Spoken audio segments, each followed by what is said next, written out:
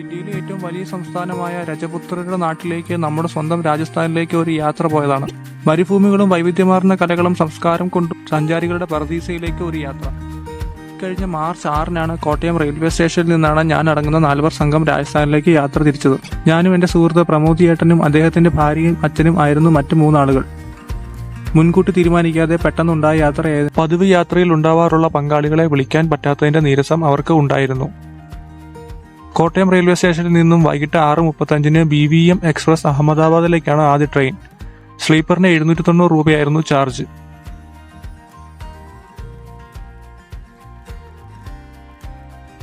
എല്ലാവരും ഒരിക്കൽ എങ്കിലും അനുഭവിക്കേണ്ട ഒരു യാത്രയാണ് കൊങ്കൺ എന്ന ഇന്ത്യയിലെ അഭിമാന നിർമ്മിതി.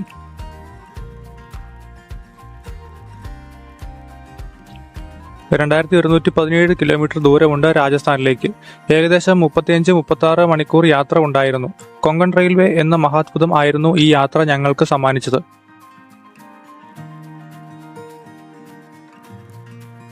നീണ്ട 2 രാത്രികളുടെയും ഒരു പകലിന്റെയും യാത്രയ്ക്കൊടുവിൽ 36 മണിക്കൂർ കൊണ്ട് കൃത്യം 8-ാം തീയതി രാവിലെ 6:40-ന് തന്നെ ഞങ്ങൾ അഹമ്മദാബാദ് റെയിൽവേ സ്റ്റേഷനിൽ എത്തുകയുണ്ടായി. ഗുജറാത്ത് ഞങ്ങളെ വരവേറ്റത് റെയിൽവേ സ്റ്റേഷന് മുമ്പിൽ ഉള്ള ഒരു ബ്രിക്ക് മിനാർ ആയിരുന്നു. വർഷങ്ങൾക്ക് മുമ്പ് ചുടുകട്ട കൊണ്ട് നിർമ്മിച്ച ഒരു അദ്ഭുത നിർമ്മിതി ഇന്നും കേടുപാടുകൾ കൂടാതെ അവർ സംരക്ഷിച്ചു പോകുന്നു.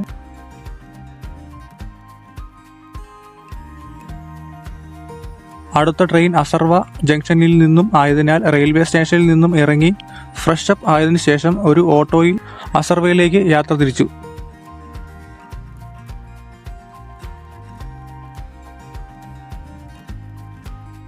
അതിരാവിലെ തന്നെ ഗള്ളി ക്രിക്കറ്റ് കളിക്കുന്ന കുട്ടികൾ പഴയ കാലത്തെ ഇടയ്ക്കെന്ന് ഓർമ്മപ്പെടുത്തി. അസർവ റെയിൽവേ സ്റ്റേഷൻ അടുത്തുള്ള ഒരു കടയിൽ നിന്നും ചായയും അവിടുത്തെ പ്രധാന പ്രഭാത ഭക്ഷണം ആയ ബോഗ എന്ന അവൽ വച്ച് ഉണ്ടാക്കിയ ഭക്ഷണം കഴിച്ചു. മധുരവും എരിവും പുളിയും എല്ലാം നിറഞ്ഞ രുചിയുള്ള ഭക്ഷണം ആയിരുന്നു അത്. കൃത്യം 9:15-ന് തന്നെ ഗുജറാത്തിനോട് പിന്നെ കാണാം എന്ന് പറഞ്ഞുകൊണ്ട് ലേക്ക് സിറ്റിയിലേക്ക് ഞങ്ങൾ ട്രെയിൻ യാത്ര ആരംഭിച്ചു.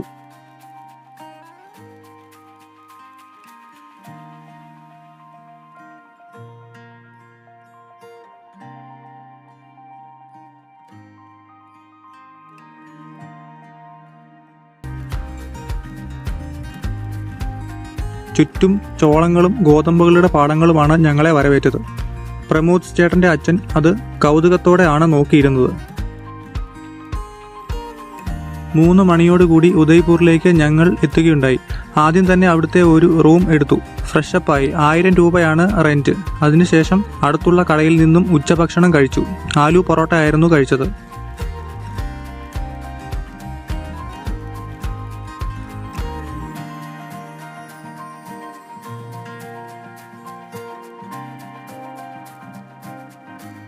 ശേഷം ഞങ്ങൾ കാഴ്ചകൾ കാണാൻ ഇറങ്ങി.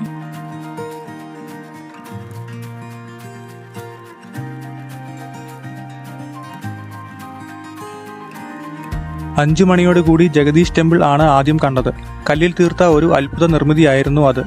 32 മാർബിൾ പടികൾ ഉള്ള ഒരു കൂറ്റൻ നിർമ്മിതിയായിരുന്നു ഇത്. നിരവധി കൊത്തുപണികൾ നിറഞ്ഞ ഒരു നിർമ്മിതിയായിരുന്നു അത്. ഭഗവാൻ ജഗന്നാഥനാണ് ഇവിടുത്തെ പ്രധാന പ്രതിഷ്ഠ.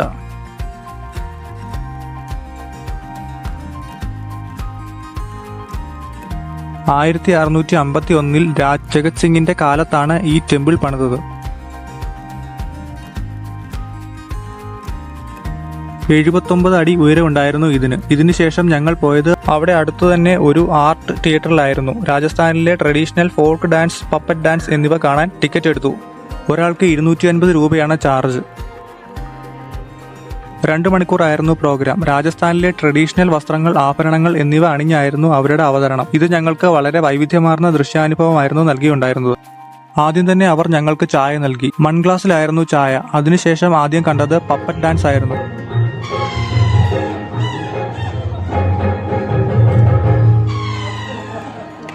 നമ്മുടെ നാട്ടിൽ കണ്ടുവരുന്ന പാവക്കൂത്തിന്റെ തനി പകർപ്പു തന്നെയായിരുന്നു അത്. മികച്ച അവതരണം ആയിരുന്നു അത്.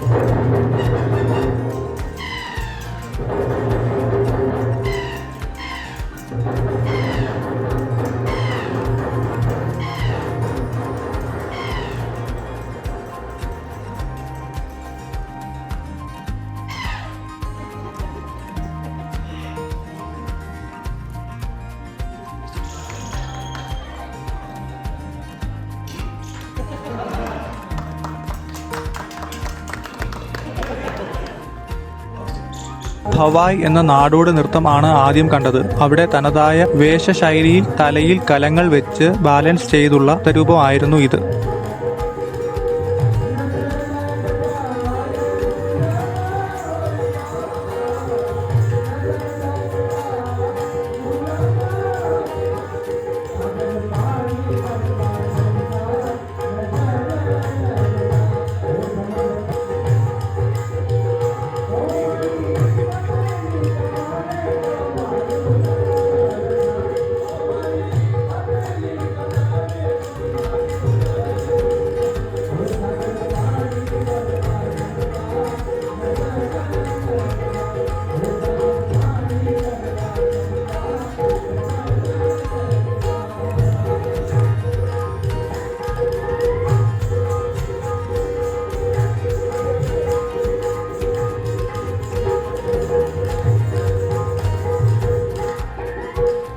ചിലപ്പോൾ പൊട്ടിയ ഗ്ലാസുകളിലേക്കോ ലോഹത്തളികളിലേക്കോ പാത്രങ്ങളുടെ മുകളിലോ നിന്നാട്ടം ചെയ്യുന്നത്.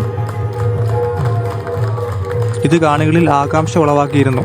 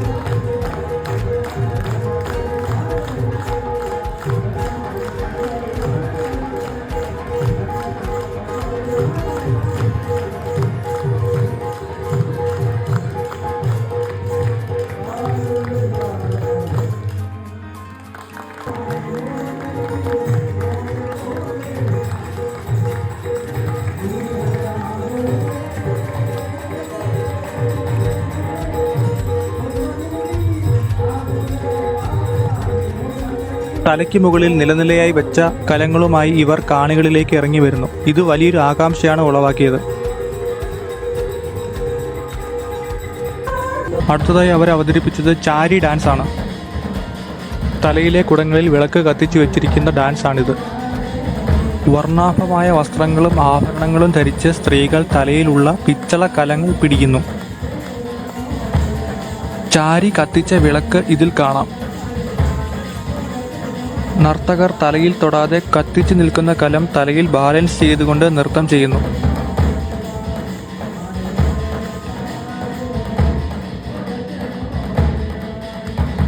ഹൻസ്ലി, തിംലിയ, മോഗ്രി, പുഞ്ചി, ബംഗ്ഡി, ഗജ്ര എന്നീ ആഭരണങ്ങൾ ആണ് അവർ ധരിക്കുന്നത്. ധോലക്ക്, ധോൽ, ഹാർമോണിയം എന്നിവയാണ് ഇവരുടെ പ്രധാന വാദ്യോപകരണങ്ങൾ. ഗുജ്ജാർ എന്ന വിഭാഗത്തിൽപ്പെടുന്ന ആളുകൾ ആണ് ഈ നൃത്തം ചെയ്യുന്നത്. വിവാഹ ആഘോഷങ്ങളിൽ ആൺകുട്ടി ജനിക്കുമ്പോൾ ഒക്കെയാണ് ഈ നൃത്തരൂപം അവതരിപ്പിക്കുന്നത്. അജ്മീർ, കിഷൻഗഡ് എന്നിവിടങ്ങളിലാണ് കൂടുതലായി ഇവ കണ്ടുവരുന്നത്. പിന്നീട് കണ്ട നൃത്തരൂപമാണ് ഖുമാർ. രാജസ്ഥാനിലെ പരമ്പരാഗതമായ നാടോടി നൃത്തരൂപമാണിത്. ഖഖാര എന്ന് വിളിക്കുന്ന വസ്ത്രം ധരിച്ചുകൊണ്ട് മുഖം മറച്ച നൃത്തം ചെയ്യുന്ന നർത്തകരായ സ്ത്രീകളാണ് ഈ കലാരൂപം അവതരിപ്പിക്കുന്നത്.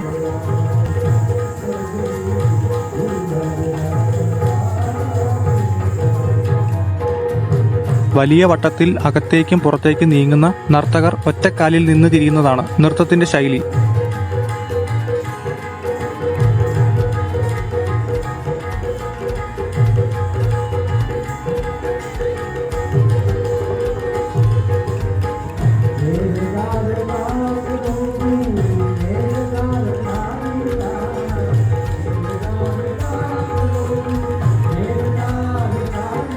യാദൃശ്ചികമായി അവരുമായി ചിത്രങ്ങൾ എടുക്കാനുള്ള ഭാഗ്യം എനിക്ക് ലഭിച്ചു. അതിന്റെ ചിത്രങ്ങളാണ് ചുവടെ ചേർത്തിരിക്കുന്നത്. പിന്നീട് പോയത് അമ്രായി ഘട്ടിലേക്കാണ്. ഇവിടുത്തെ നൈറ്റ് ലൈഫ് അടിപൊളിയാണ്.